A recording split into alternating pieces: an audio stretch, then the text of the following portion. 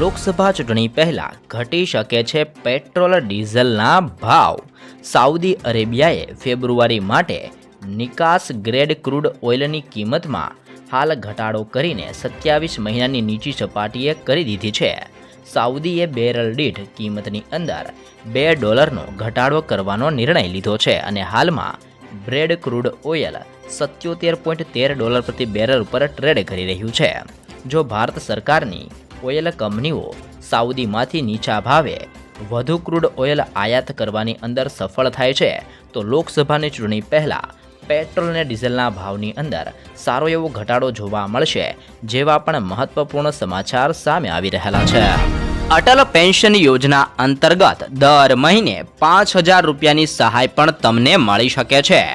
અસંગઠિત ક્ષેત્રની અંદર કામદારો માટે ભારત સરકાર દ્વારા ચલાવવામાં આવતી આ પેન્શન યોજના છે, જેમાં આ વ્યક્તિગત 18 વર્ષથી લઈને 40 વર્ષની ઉંમર સુધી રોકાણ કરવાનું હોય છે અને આ સ્કીમ દ્વારા 60 વર્ષની ઉંમર પછી દર મહિને વધુમાં વધુ 5,000 રૂપિયા સુધીનું પેન્શન મેળવી શકાય છે. પેન્શનની રકમ તમારા રોકાણ ઉપર આધારિત રાખે છે, એટલે કે તમે જેટલું રોકાણ કરો છો તેની ઉપર તમને પેન્શન આપવામાં આવે છે અને આની યોજનાનો લાભ લેવા માટે તમારે ભારતનો કોઈ પણ નાગરિક હોય તે આ યોજનાની અંદર જોડાઈ શકે છે અને આ માટે તેની પાસે પોસ્ટ ઓફિસ અથવા તો બચત ખાતું હોવું જરૂરી છે.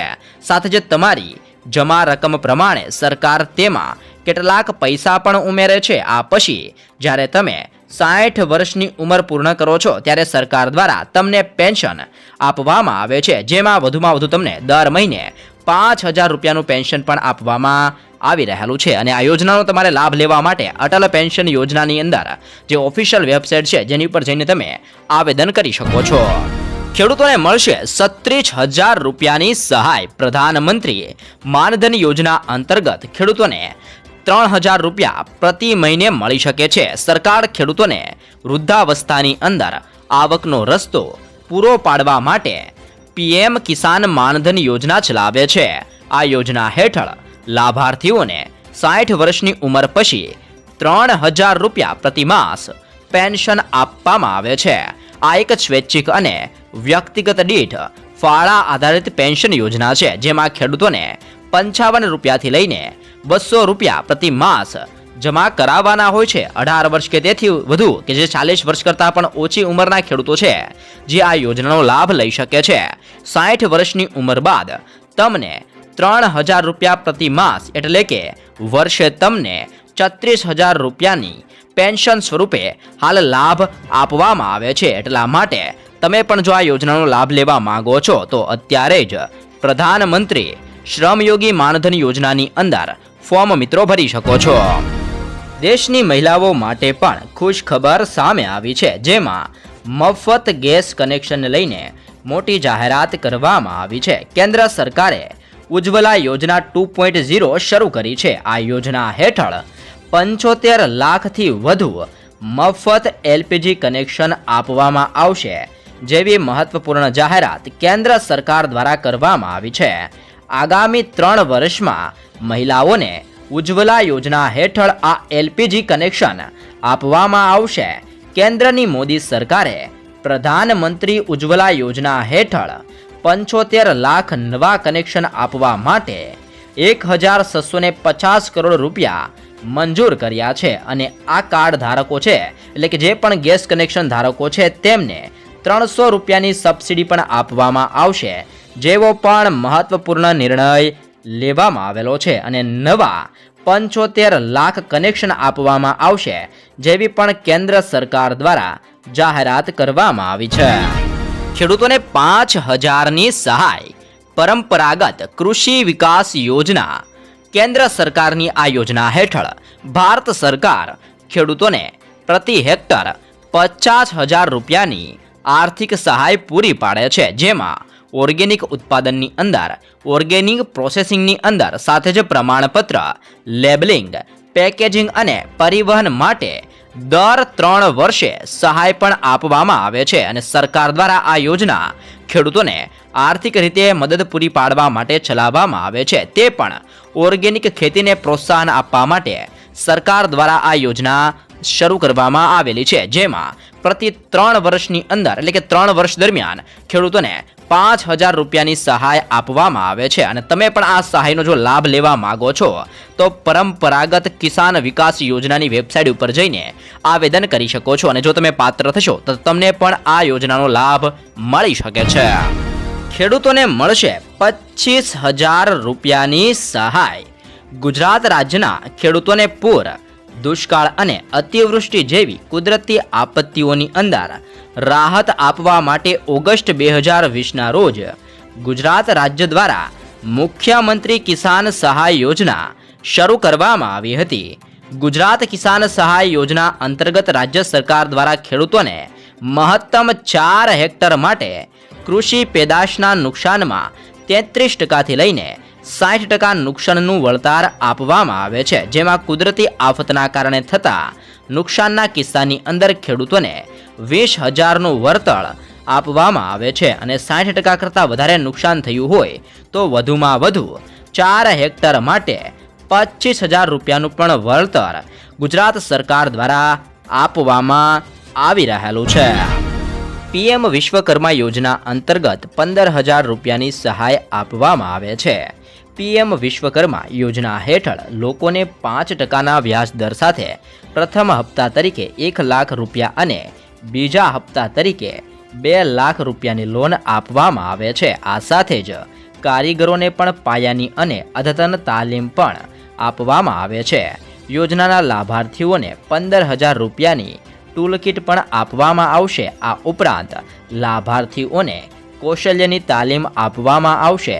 સરકાર દ્વારા 18 પરંપરાગત કૌશલ્ય વેપારનો સમાવેશ કરવામાં આવ્યો છે, જે ગ્રામીણ અને શહેરી વિસ્તારના કારીગરો અને શિલ્પકારોને મદદ કરશે, જેમાં સુથાર, હોડી બનાવનારાઓ, લુહાર, તાળા બનાવનારાઓ, સુવર્ણકારો, કુંભાર, શિલ્પકારો, કડિયાઓ, માછલીની જાળ બનાવનારાઓ, રમકડાઓ બનાવનારાઓ માટે હાલ આ વિશ્વકર્મા યોજનાની અંદર આ તમામ વ્યક્તિઓનો સમાવેશ કરવામાં આવ્યો છે, જેમાં 15,000 રૂપિયાના સાધનોની ટૂલકીટ આપવામાં આવી છે. એટલે કે અલગ અલગ કામો માટે આ જે તમામ લોકો છે જેને અલગ અલગ કામો માટે 15,000 રૂપિયાની અલગ અલગ ટૂલકીટ આપવામાં આવી રહી છે. એટલા માટે જો તમે પણ આ યોજનાનો લાભ લેવા માંગો છો તો અત્યારે જ પીએમ વિશ્વકર્મા યોજનાની અંદર ફોર્મ ભરી શકો છો. મફત ઘર સહાય યોજનાને લઈને પણ મહત્વની અપડેટ સામે આવી છે, જેમાં ગ્રામ્ય વિસ્તારમાં પાકું ઘર બનાવીને આપતી સરકાર હાલ મોટી સહાય કરી રહી છે. પ્રધાનમંત્રી આવાસ યોજના, જેમાં પ્રધાનમંત્રી ગ્રામીણ આવાસ યોજના 2021 અંતર્ગત કેન્દ્ર સરકાર સપાટ જમીન ઉપર પાકું મકાન બનાવવા માટે 1,20,000ની નાણાકીય સહાય પૂરી પાડે છે. અને ડુંગરાળ વિસ્તારમાં પાકા મકાન બાંધવા માટે સરકાર દ્વારા 1,30,000 રૂપિયાની સહાય પૂરી પાડવામાં આવે છે. આ સિવાય 90 માનવ દિવસની મનરેગા યોજના હેઠળ રોજગારની સહાય રૂપે 17,280 રૂપિયા પણ આપવામાં આવે છે. ઉપરાંત 12,000 રૂપિયાની સહાય શૌચાલય બાંધવા માટે પણ આપવામાં આવે છે. આમ કુલ 1.5 લાખ રૂપિયાની સહાય સરકાર દ્વારા કરવામાં આવે છે. અને આ માટે તમારે ઓનલાઈન ફોર્મ પણ ભરવાનું રહેશે, જેમાં તમારે પ્રધાનમંત્રી ગ્રામીણ આવાસ યોજનાની વેબસાઇટ ઉપર જઈને આ યોજના અંતર્ગત તમારે ફોર્મ ભરવાનું રહે છે. અને જે બાદ તમારું ફોર્મ પાસ થયા બાદ